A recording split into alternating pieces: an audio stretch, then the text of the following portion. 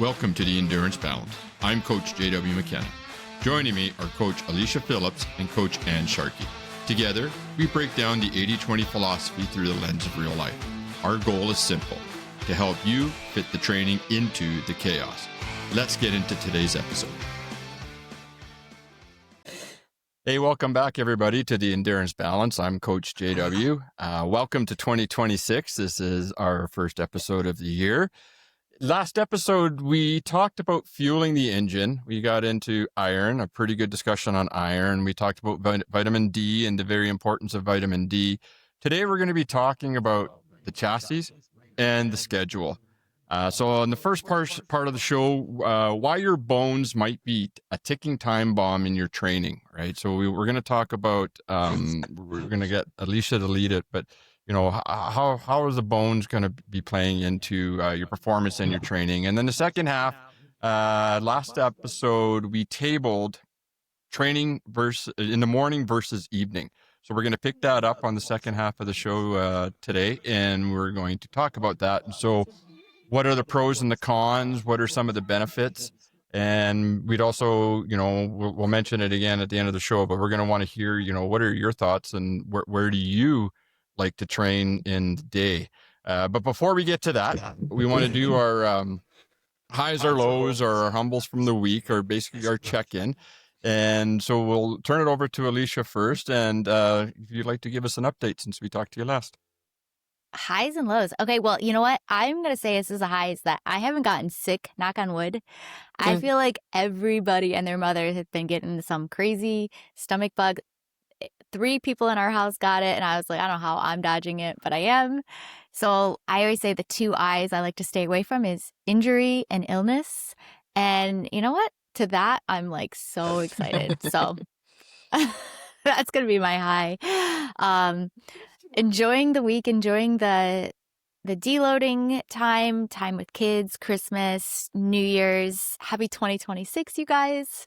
And I'm going on the consistency game. I'm kind of just focusing on doing workouts that I'm enjoying, finding consistency and just showing up. Whether yesterday I went to some hot yoga because that's what I felt like doing. Today I got on the treadmill and ran 7 miles, and I was like, this is amazing. So being grateful for time off, and good health. And wow, that's quite a bit to follow. That's amazing. No, I think for me, it's been highs and lows of the week. Have been, well, the high is definitely spending some time with my son is here for the holidays. So that's been amazing. We have had a little bit of cooler weather blow in. So that has also been amazing. It's been a nice little break in the weather for us. Everybody, though, is freezing because it's down into the 50s. They don't know what to do with themselves. But for me, I should knock on wood. I have also been avoiding the sickness that has been going around. But yesterday, I did break out the bottle of zinc, and it's now on my counter in the bathroom, so that I am taking that because I don't have time to be sick. Not that anybody has time for sickness, but I am also at the peak of the Key West training, so I need to definitely stay on top of this crazy flu that is driving everybody back to bed. How is that training coming along? Whereabouts are you in your training block, and are you feeling ready? We are at the peak, so this is our last big week of training. Am I feeling ready? To be honest, no, I'm not. This cycle, I've said it before, has been so different for me. I don't know. I don't really know how I'm feeling. I will say that I have been doing a lot of the mental mindset reset work that the 3 of us have talked about quite a bit with just working on some key things, visualization, working through some things that envisioning myself at the finish line. And I don't want to put a time out there because I'm not going by time as a measure of how well this has gone. But there's some things that I've got tucked back in my mind that will help. I did have a longer run on Saturday. It was the highest mileage this week that I've had for quite a while. And honestly, when I got up on Sunday morning, I felt terrible. I almost just went back to bed. I was kind of hot and cold and just felt awful. So I decided to go out. The other good thing is moving to a new place is I really don't know where I am. So I don't have my typical training routes. So I really have no clue. We had this amazing dense fog. So I headed out to a brand new neighborhood across the street. The houses are just being built. And I just kind of created a loop. And I told my husband, I said, I'm going to do it once. And if I feel terrible, I'm just going to come home. Well, I got through a loop. And then I was like, it was nice because I couldn't see the end of the road. So I didn't know how far I had to go. And then all of a sudden, I was ready to start the second loop before I knew it. I was like, well, I've come this far. I didn't come this far to just come this far. So now I need to go out and finish it off. So I knew I'd be mad at myself if I didn't. So I finished it off. Was it great? No, but I got it done. And I wasn't beat up afterwards. So I'm taking that as a huge victory. I felt great. We went off and did a bunch of other things later that day, and I felt good. So for me, that was a win. How about you, JW? Well, I was just about to ask Alicia how we talked briefly just before we hit the record, and our kind of our tagline for the show is fitting the training into the chaos, and all of us, I think we have a certain amount of chaos in our lives, and when we try to fit the training in there. So I was and I know what my chaos has been like since we talked last, but Alicia, you mentioned you didn't book anything this week with the kids, but then you realize, geez, they're home, and tell us a little bit about that. Like, oh gosh, yeah. So it was Sunday, and I teach a couple classes on Sunday, and I was literally thinking like, the kids are gonna go to school tomorrow. This is what, you just figure out your Monday. For me, my Mondays are more of like my Sundays, and then I'm like, wait. The kids don't have school tomorrow. Wait, they're off another week. So moms, if you've ever been there, thankfully my husband has had a pretty chill schedule as well.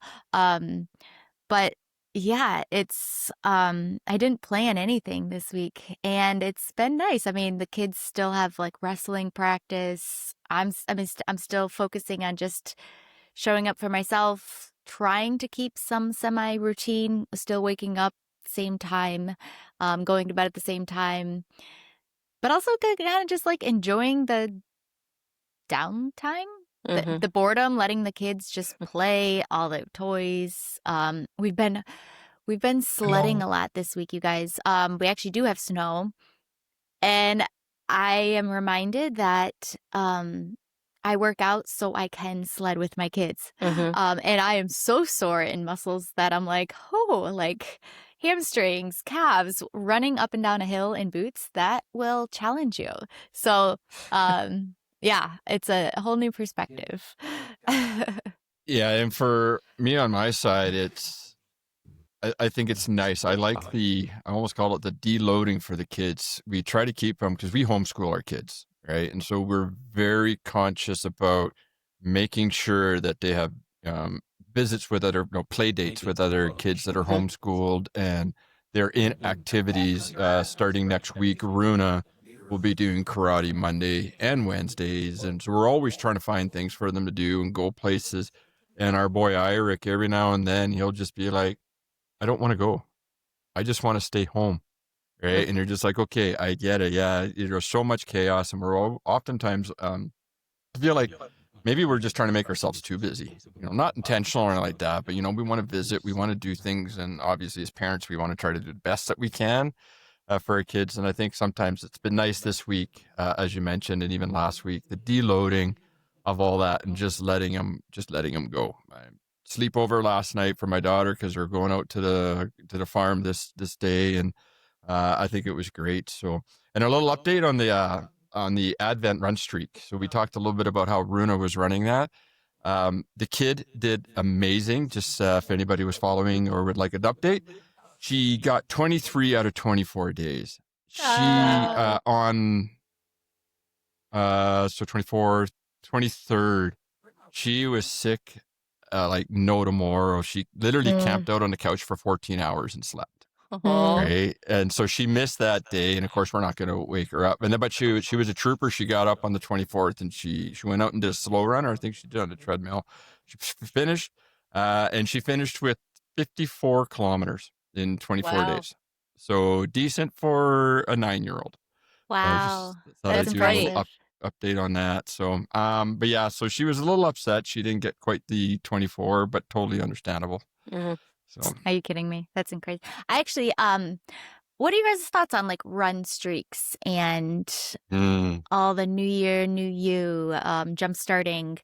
I actually saw this one and I actually really liked it. It was, the goal was to do 21 and 31. So whether it was run, yoga, whatever it was, to just move your body for 21 days out of the 31. And I actually really liked that one. I do like those. I'm going to say I'm not a big fan of the super long run streaks, right? Like it's even so, as I mentioned, Jess did the run streak with Runa and I'd said, you're going to be running for 24 days, pretty much straight, unless you get sick, knock on wood.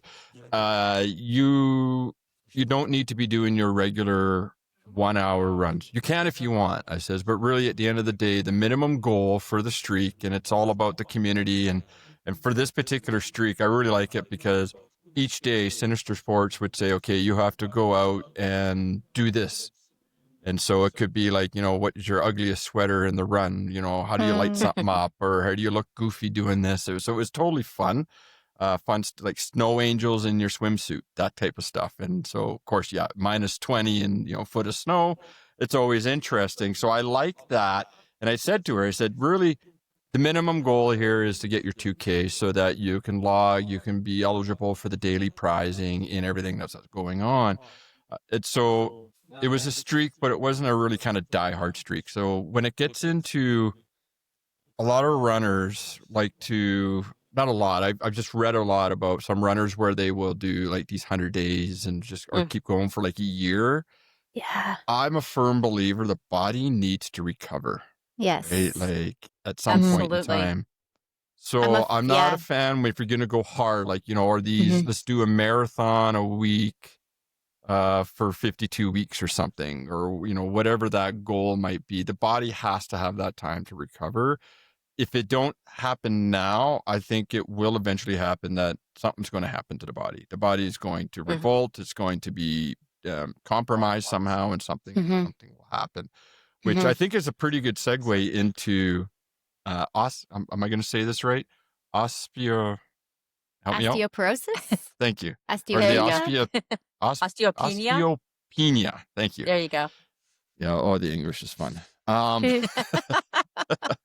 So we talked a little bit about this in episode 2 with Alicia, and I think it's a nice segue getting into about how body has to recovery. And if you want to enlighten us a bit more, and we'll talk about bone health. So in your case, maybe how it related back into maybe as an early warning sign into something more serious down the road. Not that this is by any means not serious, but they're cursors into. So I'll turn the mic over to you and kind of just let us know about the scary stuff, how you maybe solutioned it, what could have been some out of it, and then Anne will get you to chime in as well on for master side of that as well. So from the youth even up into masters.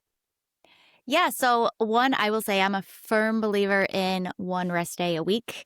I'm hardcore on it. And in fact, I don't know about you guys, but for me, my athletes, I'm pulling them back more than giving them more intensity. I'm always trying to say like, no, you need to chill out versus they want more. Because just like what JW said, I feel like when I get a new athlete in, they're coming to me because they never made it to the start line of the race that they tried to go for because they got injured, or they're finally hiring a coach because they want to go into a race healthy. They want to be able to finish strong, finish well.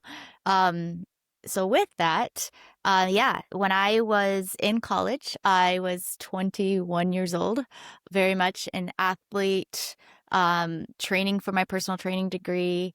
It was back in the era of Got Milk, if you guys can remember those commercials. I was proud of myself that I drank a gallon of milk a week. Like I was a huge cereal person, especially college, not that much money.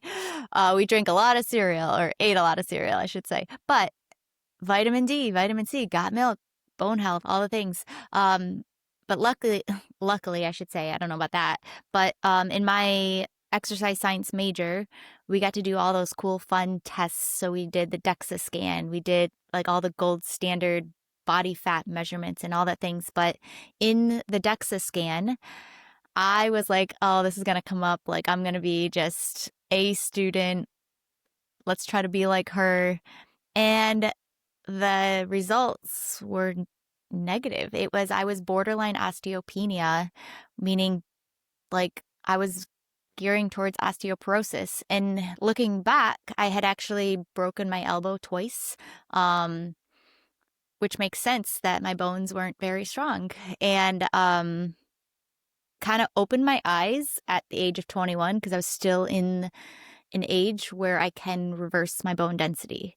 So I'm not sure, Anne, maybe you know this one, but at what age can you constantly improve our bones? I'm actually not 100% sure on that one, but I'm going to say yes. I think you can. You can. Yeah. I mean, well, yes. When you hit about 70, I want to say in and around about 70, it's just a lot harder.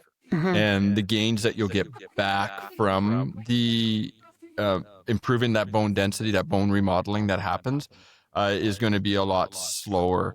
I've done this with some of my older athletes. I'll throw plyometrics in there, right? Just to shock the bone. So you don't have to necessarily do the box jumps, but you can do box drops. So instead of jumping up on the box, let's just drop down, and the impact itself. So you have to shock the bone somehow. Like you have to stress it a bit in order for it to say, okay, I need to strengthen up, because if you're going to keep doing this, I got to get stronger. And so I think that's where we can start to increase some of that bone density. Yes, at 21, even younger, when we're actually, just read a report not too long ago. If anybody, put your hand up. Have you ever heard kids cannot lift heavy, kids cannot do strength training, kids cannot do, because you're going to screw up their bones for the rest of their lives? They have now kind of debunked most of that. Yes, you don't want them going for the massive 1 RM Olympic lifts, but you want them strength training. You want them to start building those strong bones and those muscles now. So short answer, yes, I think you can all the way through. You do it through your plyometrics. You do it through lifting heavy, right? And lifting heavy will be different for everybody, right? Arnold Schwarzenegger's lifting heavy is way different than what I consider lifting heavy type thing. So, then. So I did a quick, I knew I couldn't pull the answer. It's also later in the evening, so my brain is already kind of fried from the day. But I did a quick little Google search while JW was talking. It says bone density increases through childhood. Of course, we know that. Maximum strength around age 30, after which the body starts to gradually decline, with the bone breakdown beginning to exceed bone rebuilding around age 40, accelerating around menopause. So, yes, we do have to. And then it goes into, while you can't regain peak mass, you can keep building strong bones with calcium, vitamin D, exercise. And that's where it plays in with what you were just saying, JW, about plyometrics are important. But also, I had never heard that, what you had said about the box jump, not necessarily jumping up, but jumping down.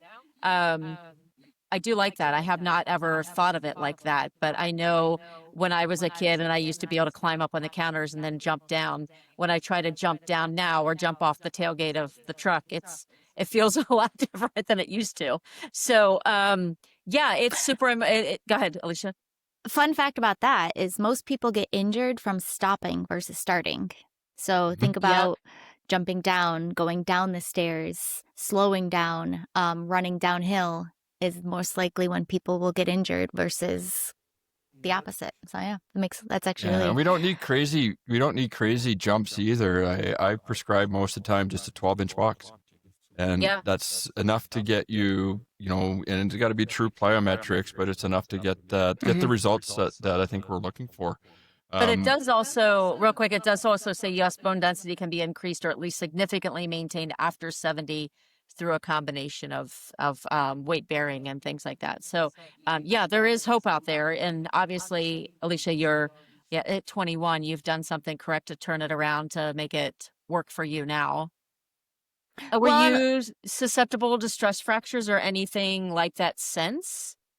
well, Or thankfully, I've never had a stress fracture, and I haven't broken a bone since. knock on wood? But exactly, knock on wood. But I definitely took my strength training seriously. Looking back, I was definitely one of those cardio junkies. I was a cheerleader in college, so always trying to be a certain weight. Thinking back on it, it makes me wonder. I mean, all the things of just working out, not recovering, trying to be as light as possible. So carbohydrates, a simple thing. I feel like we could probably throw that one down your throat a lot, but nutrition is a huge reason that will take your bones down, to a stress fracture. Insufficient nutrients will definitely kill everything there. So especially for endurance runners, for not fueling our workouts, you're not improving that fitness. You're not getting stronger. You're working backwards versus forward. So, yeah. And did you want to continue on with maybe a little bit on the master side, what you see with what Alicia had to deal with at a younger age would have been in the older athletes? Yeah, masters? absolutely. So one thing that I do really pride myself on all of the years of coaching is that I've never had an injured athlete, knock on wood. I've had athletes that have come to me injured, but I have never had someone who has been injured while I've been coaching.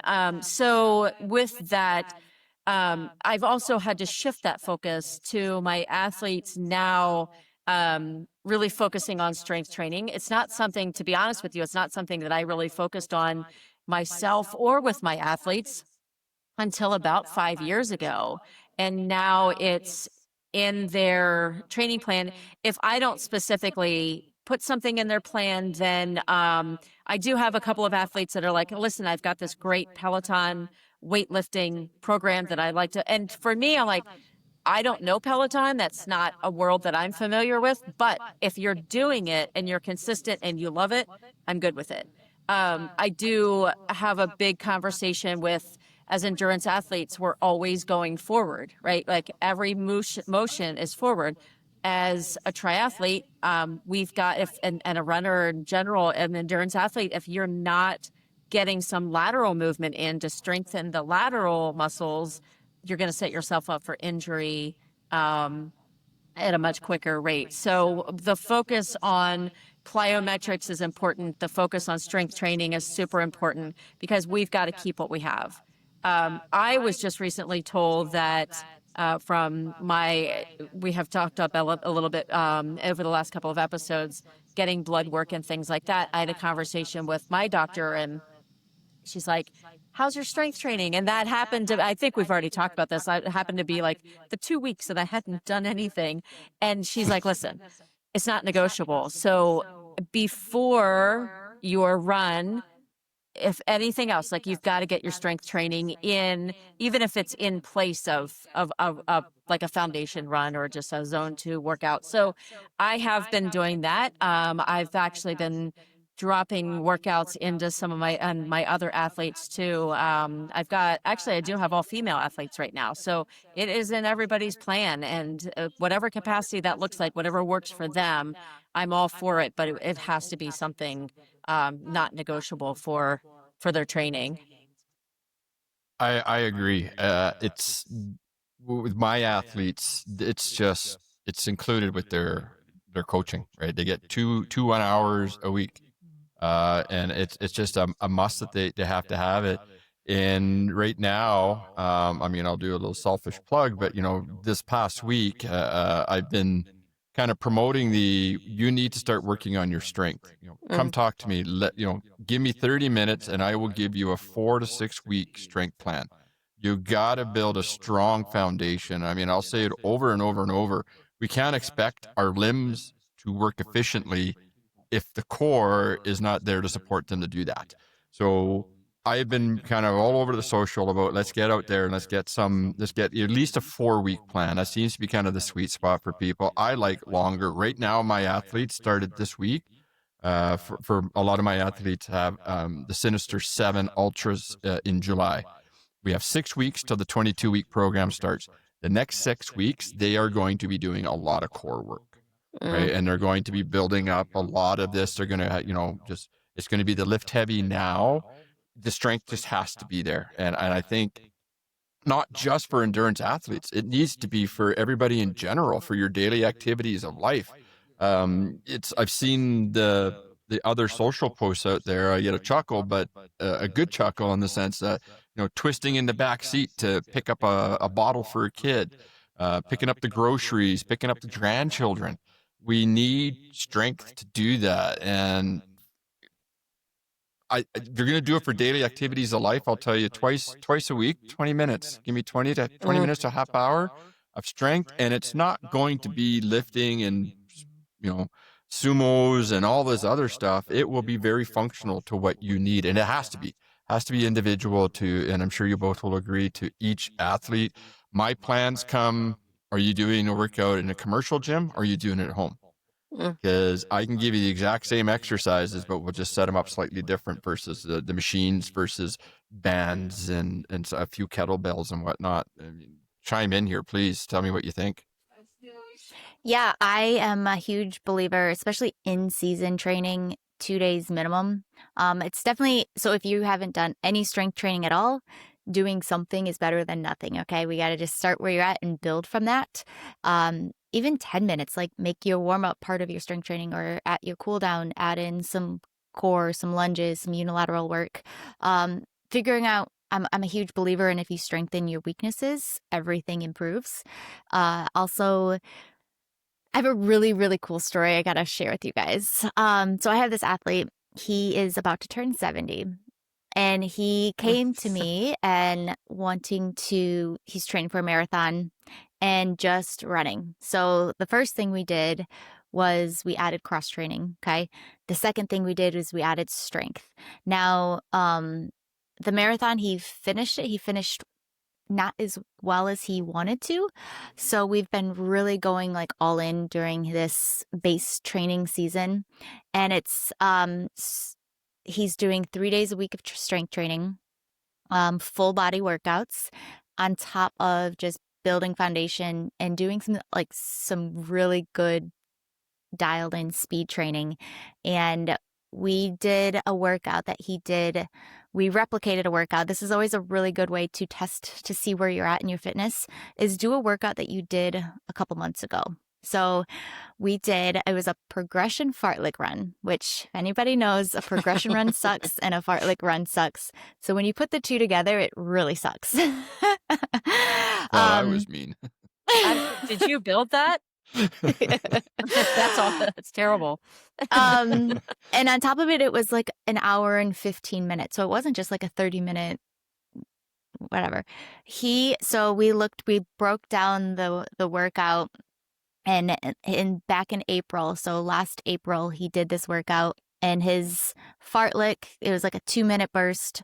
He was running like 9:15s. He would recover, and then he got down to like 9. He recovered. I think the fastest he got down to was maybe like 8:50. And holding, because they were like 2-minute efforts, 4-minute efforts, 6-minute efforts. And his distance, he ended up getting 6.4 miles. I should probably pull this data up to give it to you, because it was so cool. So, and he even was like, who am I? Who is this? So it's one thing when you see it, it's another thing when they feel it. He was hitting 6 30-minute paces. He was hitting 7-minute paces. Like, these speeds were just again, not to say like, so this is just one of those things that age isn't, it doesn't matter how old or when you're starting, or you can always improve. You can always get faster. You can always get stronger. You just have to want it. So, super cool. And yeah, don't do progression fartleks though.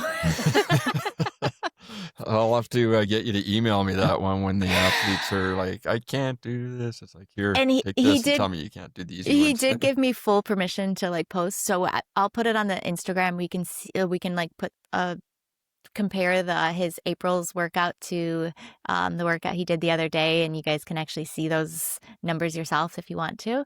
Yes, please do. But super, super cool, and like a really good aha moment. So yeah, That's amazing. And I will say too that it's funny when things go really well for an athlete in training, right? It's always, we give kudos to the athlete. And when things go not so great, a lot of times we as coaches receive a little bit of pushback, and I don't want to say blame, but like we kind of like, sometimes they start to doubt us.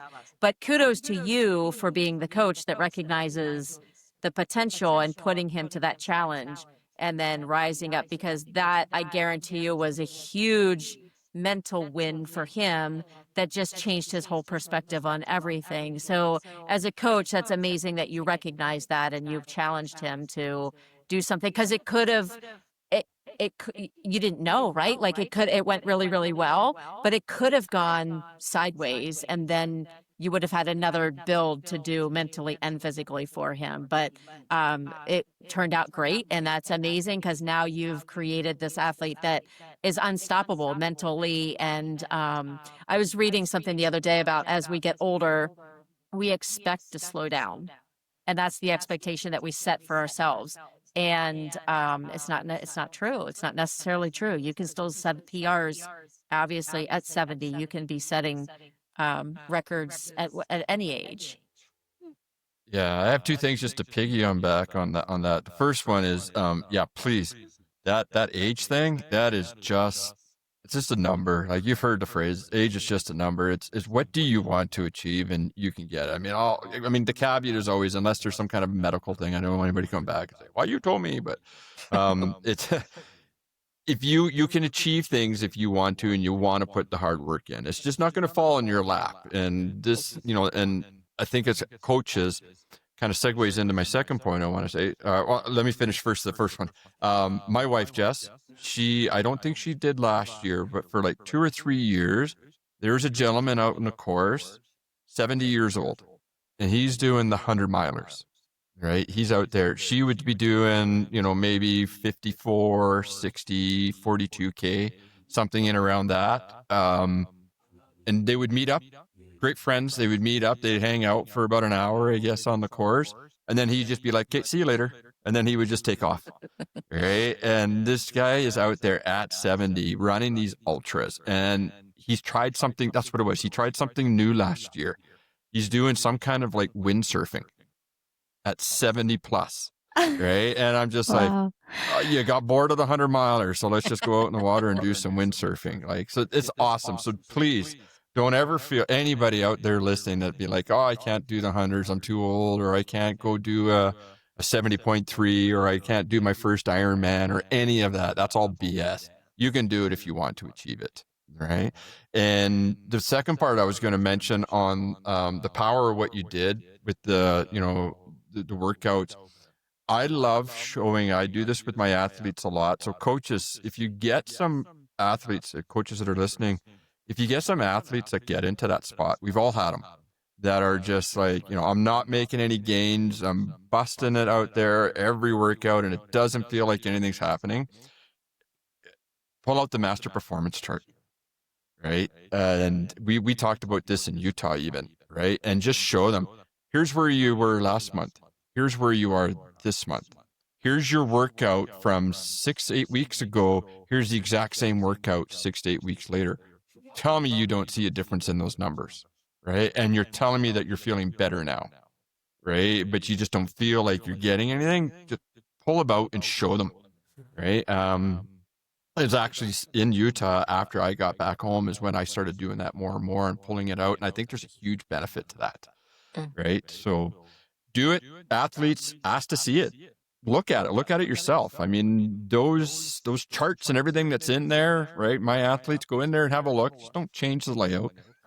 I like my layout, but go in and look at them. And if we don't understand the numbers, we as coaches, we should be willing to tell you what they mean and what they mean to you, just not in general to everybody, but what they mean to you and your performance and your progressions as you go along. So I think we can agree then on this one. We as athletes, no matter the age, we need to lift heavy.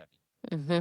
Right? At some point in time during your season, and as we're calling it now, the base season, a lot of people kind of call it the off season, but it's not really, because you gotta start prepping.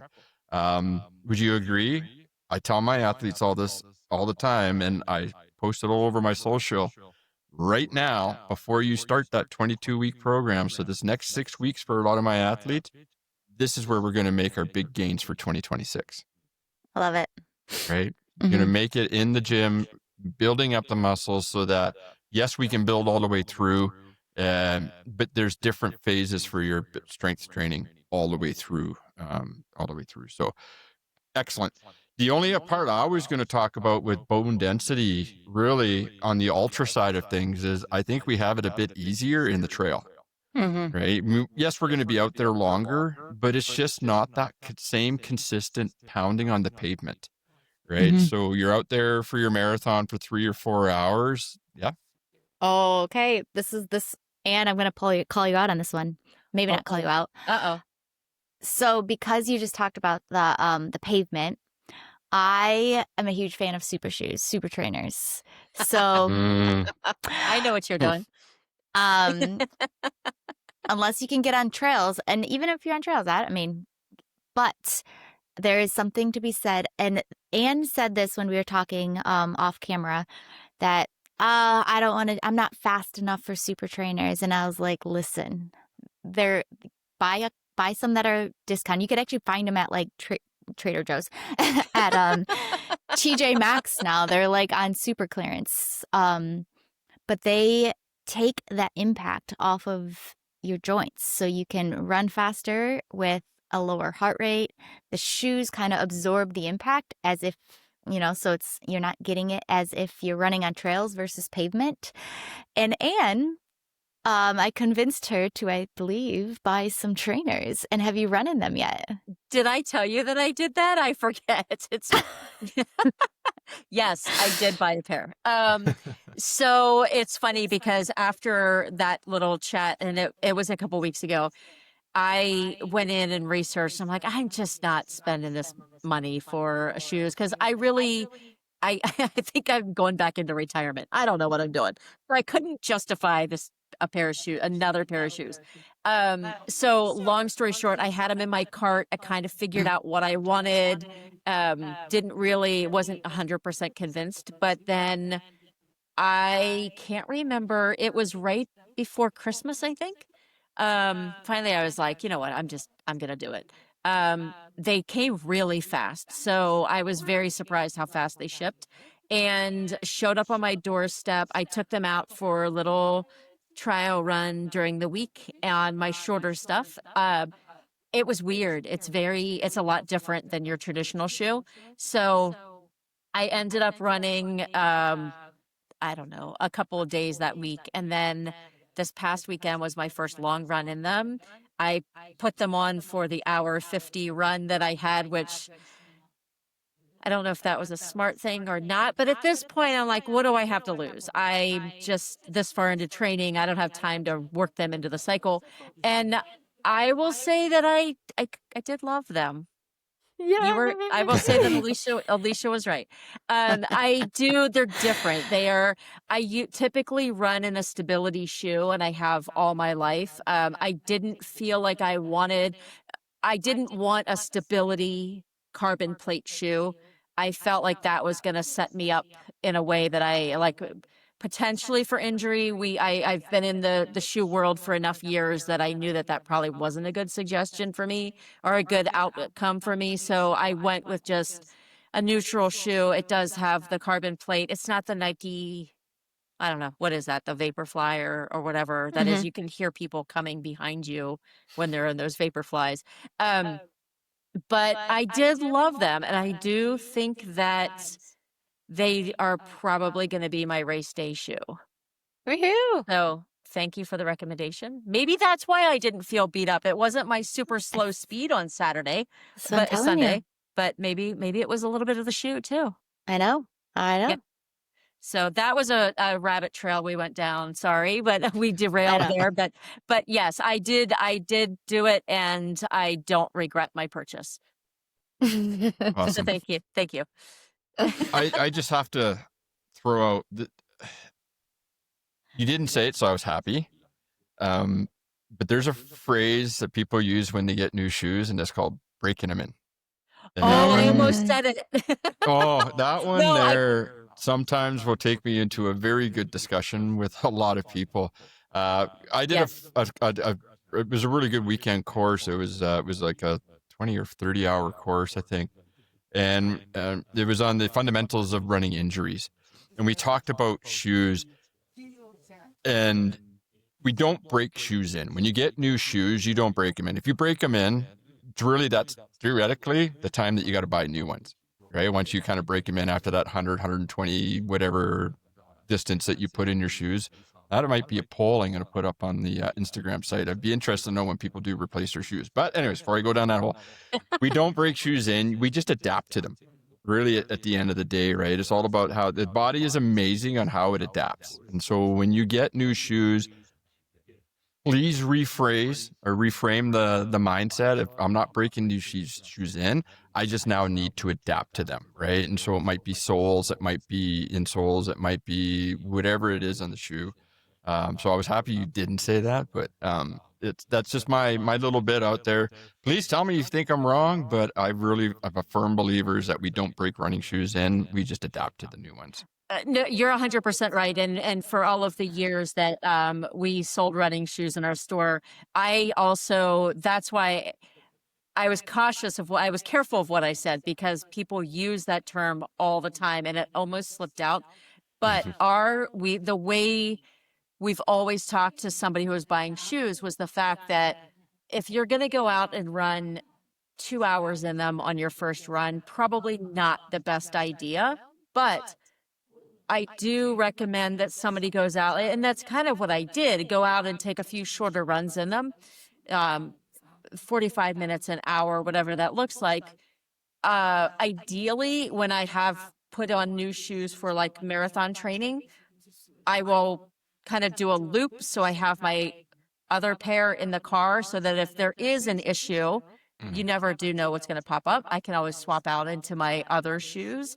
Not my older shoes, but my other shoes. So yeah. So I'm right there with you on not breaking them in. That's not something that we use in our vocabulary either.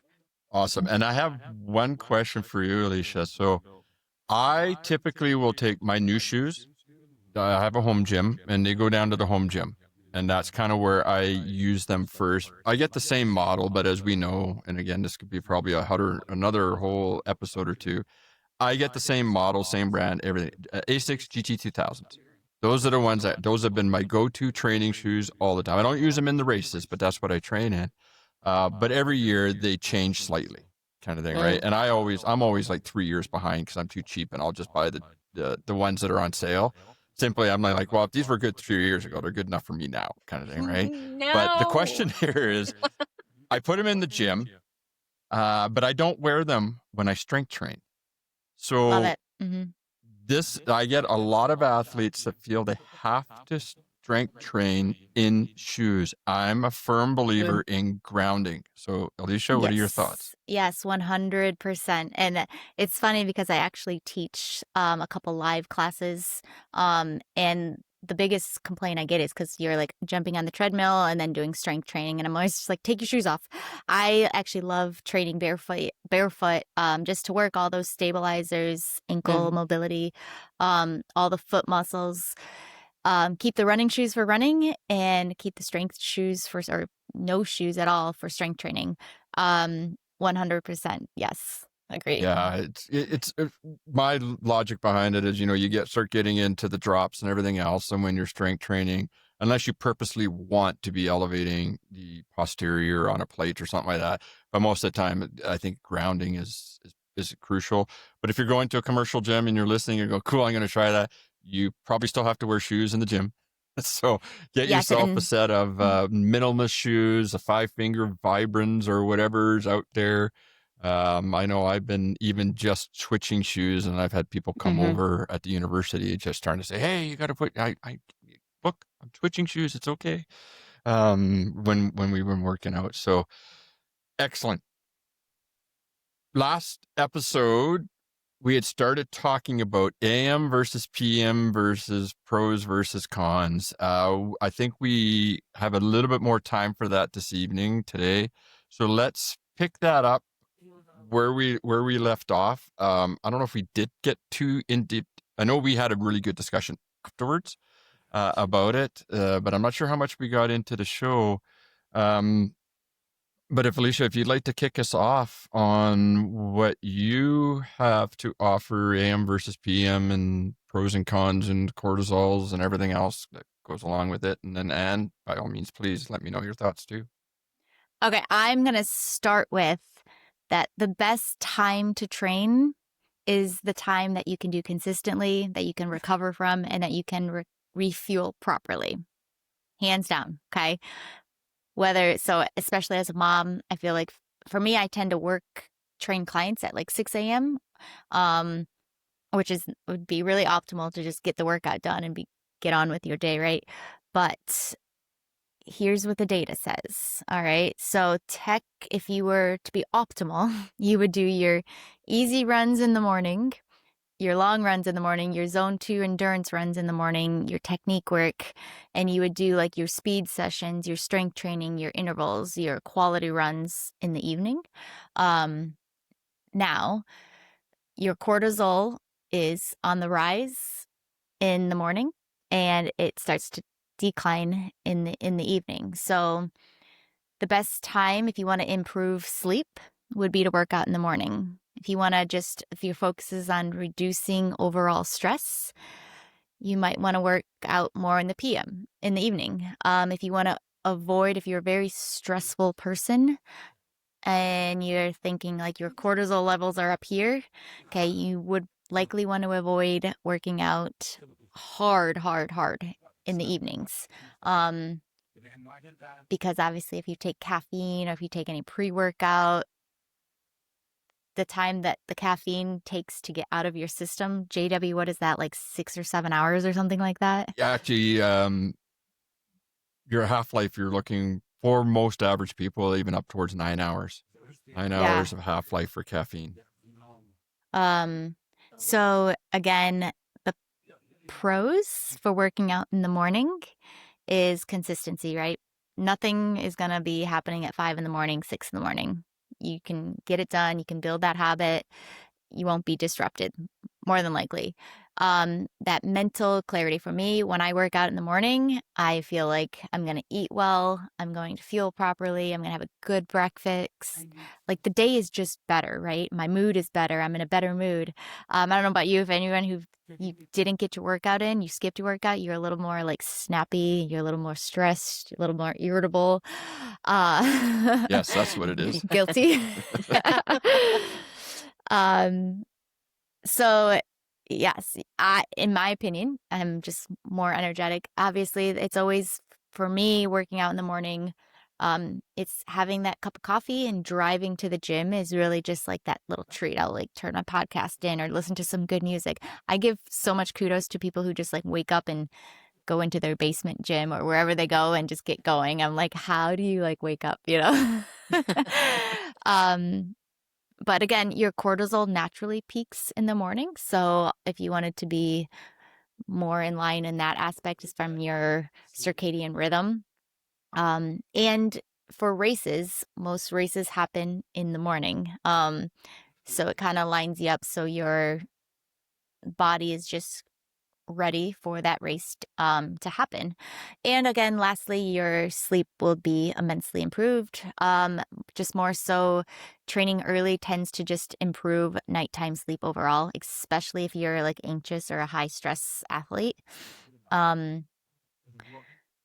the cons of working out in the morning, and you guys feel free to jump in or agree or disagree or challenge me, but technically your core body temperature is lower, and your muscles are a little bit less pliable. So again, when you first wake up in the morning, it's like you're to just get up and go. We tend to, if you make sure you're getting a good warm up, but maybe not the most ideal to do like max strength work, sprinting, explosive work. It will just feel harder, likely. Your risk of injury could go up if you rush into it. So if you just jump right into it, and again, like tight tissues, especially if it's like this time of year and it's a little chilly out and you're just getting outside and going for a run and you skip that warm up, you're more likely to strain. Not to say it's not cold at night either, but things kind of tend to warm up a little bit. Yeah, with that core temperature you're saying, that's really that joint viscosity, right? Is going to be not necessarily there as it is in the evening.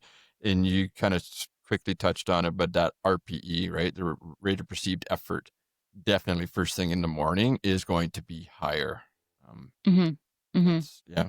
And then I think this is something we can all agree on is, and one thing I shove down my athletes' throats is a lot of people first thing in the morning, they don't want to eat and they just want to get right to their workout, or they think coffee is enough. This is when I'm always like, just put sugar in your coffee. It's a little bit of carbs, it's something, but fasted training, one, it will increase your perceived effort, so things will be harder, and your quality for high intensity just goes down the toilet. So definitely not ideal if you have any kind of hormonal stress, low ferritin, things like that.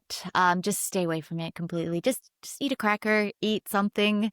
But Banana, that's where oatmeal. Yeah. Those are so easy for the system. I'm pretty sure my wife Jess gets up before me. But I'm pretty sure she'll have a banana. She'll have some toast with peanut butter, potentially with a coffee, half hour, kind of just waking up, getting into that routine, and then goes out for her run. Yeah. Right. So definitely. And now there's some such good products out there. You can even do liquid carbs. You know, apple juice. I mean, really. I mean, obviously there's some good, drinks you can have now too, but anything is better than nothing. And it's one of those things, it's people are like, well, this is what I've always done. This is what I feel better at. It's like, stop, just stop. I will fight this to my grave. Yeah, Don't work out fasted. Fasted workouts, no, please. I tell pretty much everybody I talk to, please skip the fasted. If you are you're listening and you're kind of yelling at me right now going, no, I'm a diehard fasted, I believe. Let's have a chat. Tell me how it's working for you and why are you doing it?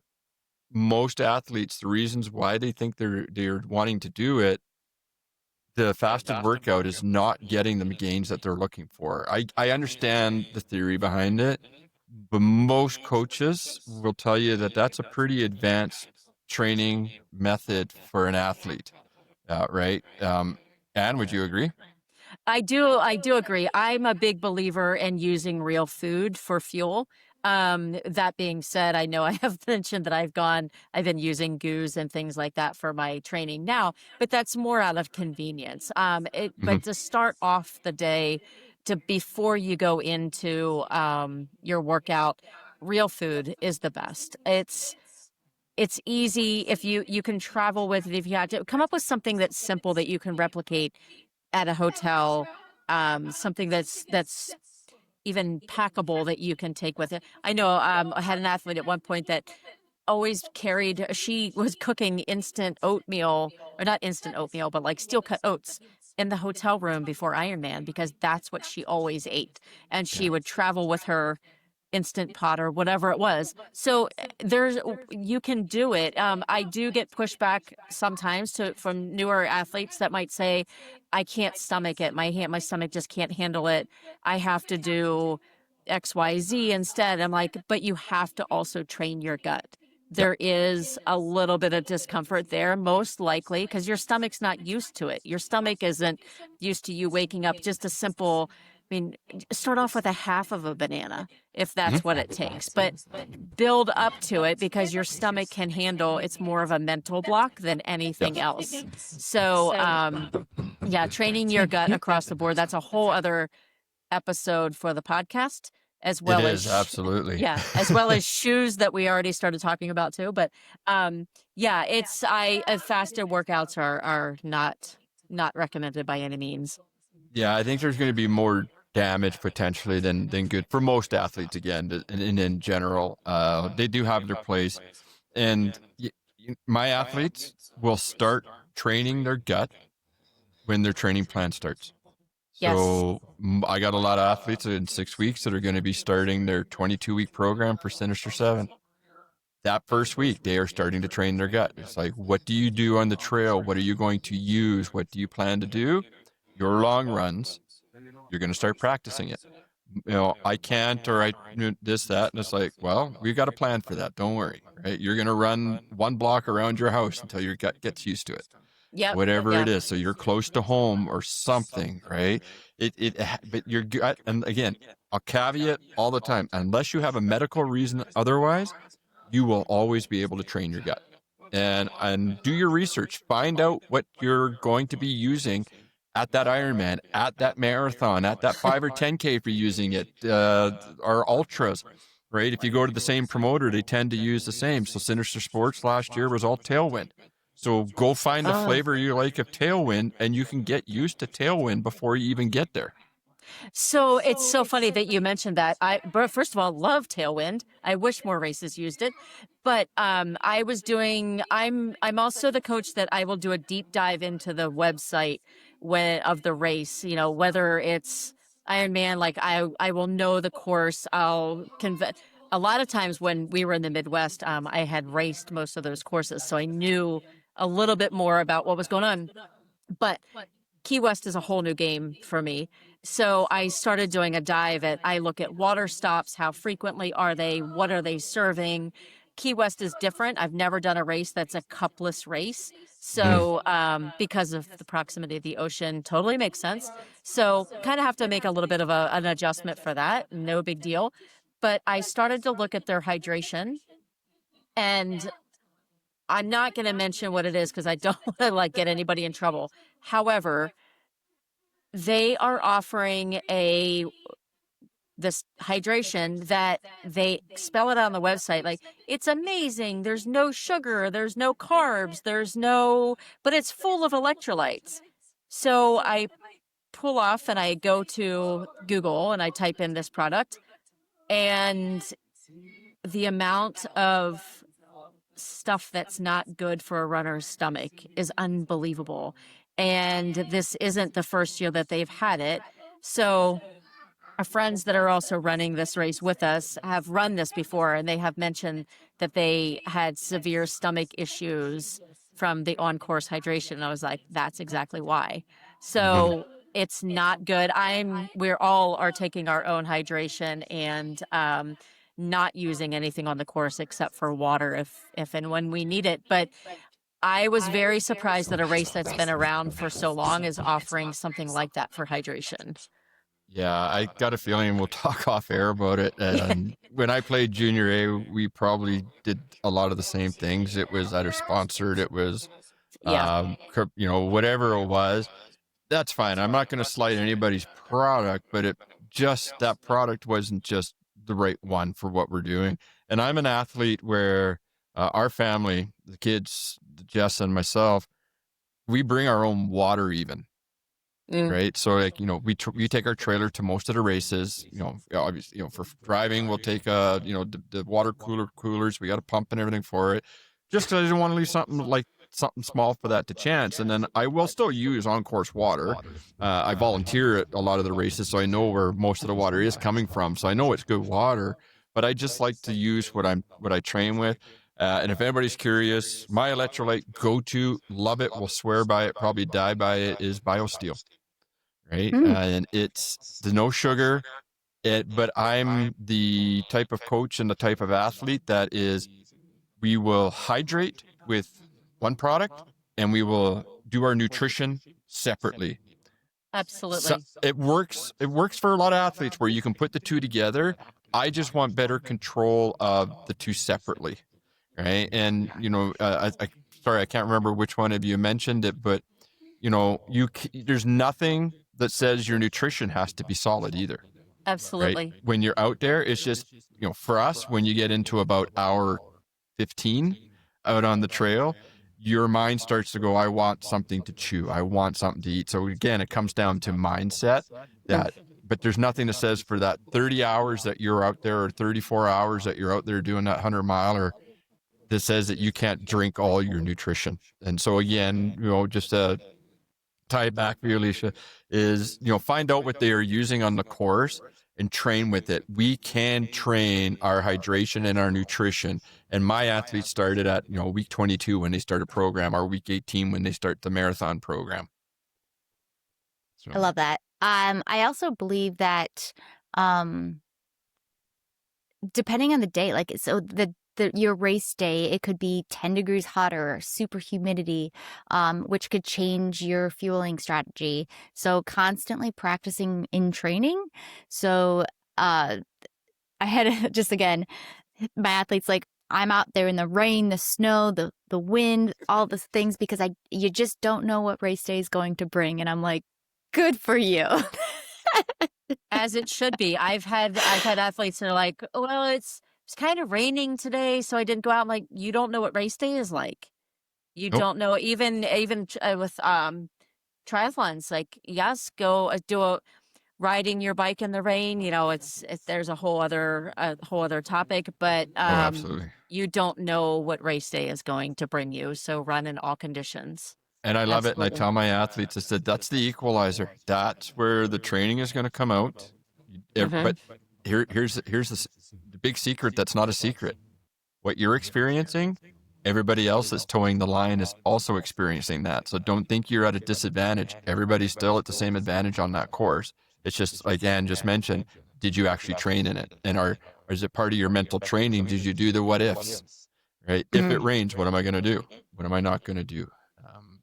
Those are always going to be key takeaways. And, that's what us coaches and hiring a coach will help guide you through all different phases of your training. Was there anything else that we wanted to add in on the AM versus PM training and any pros and cons before we get into our, I'm itching to hear the question of the week. So I will just add and kind of reiterate what Alicia had said in the very beginning, is that it's what you can consistently do, right? Like and it depends on what chapter of life you're in. I've done both. I've been to the side where I've said it before. I've been up at early in the morning to get my workouts in. I've done things on the other side where I've worked out after work. So it's worked at both phases, both chapters, but the reality is it's what you can consistently do. Long runs, long rides, those big training blocks. I'm a big believer of getting up and getting it done, because that's similar to your race day conditions. Long course triathlon, if you only have a long ride that day, get up and maybe take your time and get out on the bike when you are going to be on the race course, so you experience that heat of the day. Run maybe later in the afternoon, so you are running in the heat of the day when you would be for the race. But it's all kind of, that's where a coach can help you walk through the key workouts and where you should be doing those if you can't figure that out, or you need some help figuring that on your own. Somebody can help you walk through that. Absolutely. Right. The best time to train is the time that you're actually going to do it. Right. Yeah. There's going to be pros and cons to everything, but at the end of the day, as you both have mentioned, what's going to work for you, get it done. And if you have a coach, work with them and they'll work with you, and you get the best outcomes that you can out of that. We can obsess over the bone density stuff that, we talk about earlier on in the show. We can talk about the cortisol timings, right? When's the best time based on cortisol and testosterone and everything else, and the perfect metrics.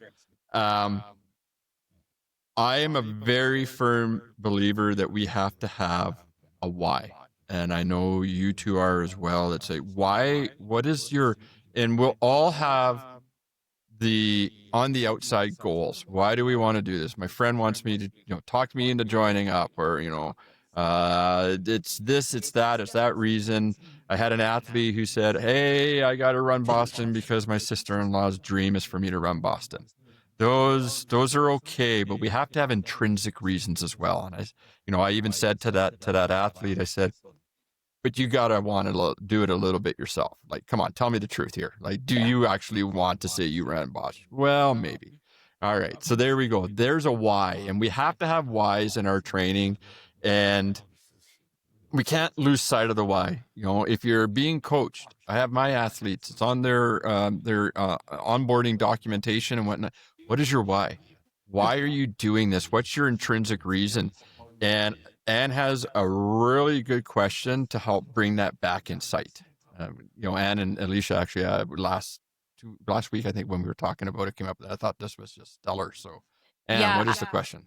I will say that I'm not going to take full credit for this first part because it was Alicia's initial question about, I think you had asked, so overall, looking back at 2025, one of the biggest things that we can do for ourselves is look back at the year, what went well, what maybe needed some, what do you need to pivot for for 2026?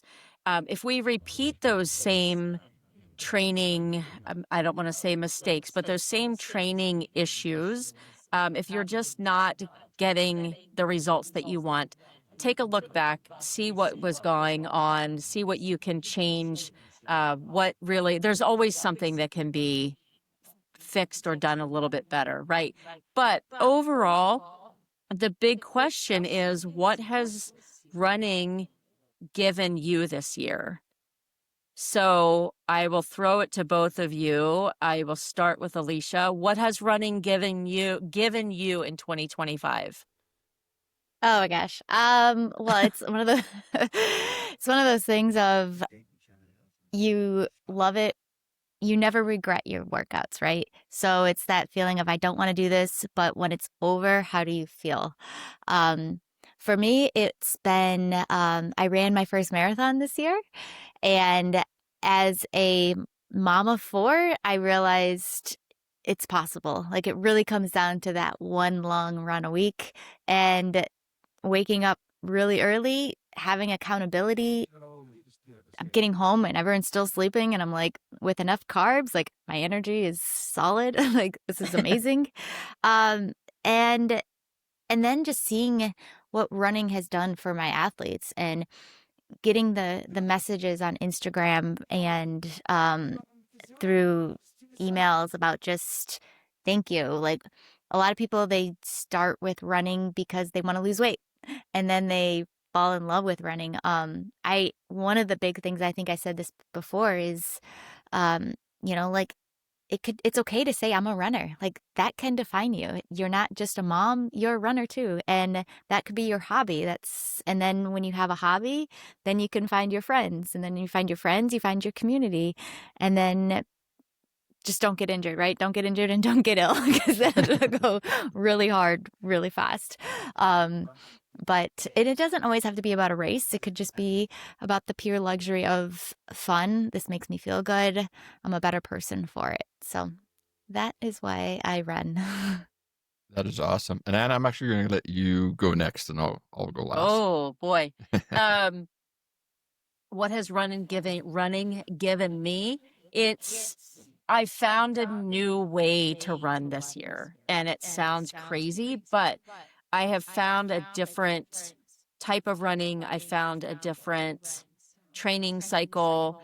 I don't feel beat up. It's given me a little bit more of the appreciation of the running aspect, because I did not grow up as a runner.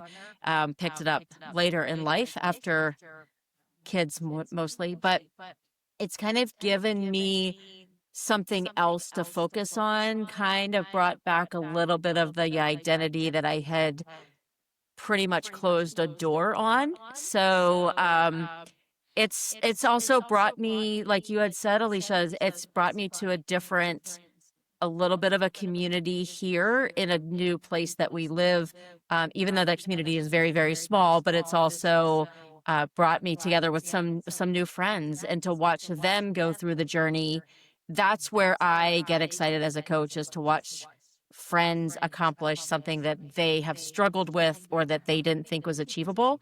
That's my joy, and that's what running has given me, is that watching them accomplish something while at the same time on my own little different journey. I don't know if any of that makes sense, but that's where I am. Oh, it does, and I'm not even sure how I'm going to follow the both of you, because those are awesome, right? Like that's great, and I'm different, and I had some injury stuff that I dealt with earlier in the year. Earlier in the year, I was not fully. Well, I was still working like 60 stupid plus hours a week, and then coaching, and I was traveling a lot for the work. And then I let that go. So I didn't get to train necessarily for the events that I want to, although I will admit, if Jess says that she kept trying to get me to do my workouts and whatnot, but I'm busy, I'm whatever it is. But where I still found joy. And where I found my joy is, it wasn't in my training or my necessarily running. It was the ability to be with my kids. So as everybody I'm sure by now has heard, we run ultras, right? So we do trail running. And with Sinister Sports, I really love this part. There's so much to like about that promoter, but they do kids events, right? As most races do, like whether or not, most races will do a kids, the marathons and everything else.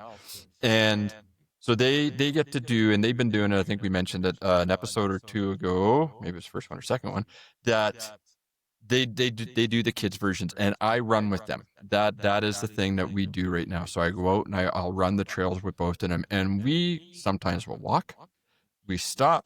The Iric, I think, the second year he was doing it, I believe it was Death Race. We come up this big, stupid, crazy climb, and then we go out into a field, and he's picking all the flowers.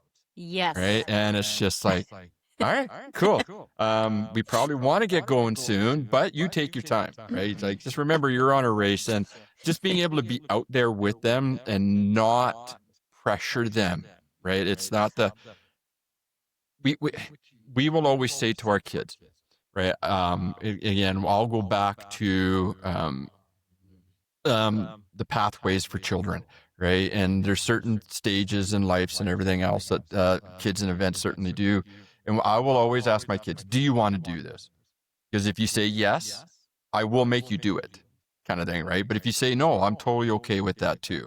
But when I say I'm going to make them do it, it's going to be more like going to soccer. So I coach the U9 and U7 soccer with my kids.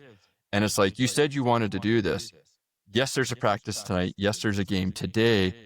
No, you don't have to play, but you're not staying home and playing video games. You still have to come and sit on the sidelines. And I do the same thing with the racing. So I don't push them. I do unfortunately see sometimes the parents get caught up in the excitement and everything else, and not intentionally, but they're really pushing kids. And I had a mentor one time say this to me. I don't remember when it was. And it had to do with kids in sport.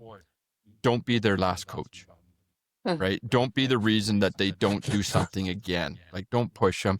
They're not making the Olympics at 9 years old, right? The Olympic teams for anything. Go out there and let them have fun. And that's where I got all my joy in 2025, was the 3-4 events that we ran with Sinister, where we're out on the trails for 45 minutes to an hour running a 5K with them for the High River Half here in town.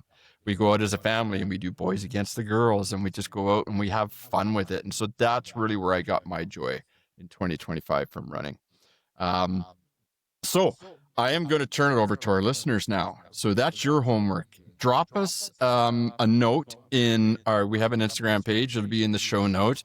You can go drop a message in there. You can drop comments on whatever platform that you're listening to this podcast on. What was, answer Anne's questions. What did the sport of running, or what did even your training, but your running, what did it give you this year? What was your why? and drop it in there. And maybe you have to think about it. Maybe you can do it super quick. We would love to hear what yours is. So drop it in there. Check it out. As I mentioned, we have the Instagram page. Link will be in the show notes. I'm Coach JW. We built the chassis. We've got the training. We've got the fuel. We've talked a lot about how we're going to fit the training into the chaos. And I think it's a good time to say we'll see you on the trails. You're amazing. That's a wrap for this week on the Endurance Balance. If you enjoyed the conversation, do us a huge favor. Hit that follow or subscribe button on your podcast app right now. It's the best way to support the show. And hey, we want to see your chaos. So come find us on Instagram at The Endurance Balance and drop us a DM. For Coach Alicia and Coach Ann, I'm Coach JW. Thanks for listening, and we'll see you on the trails.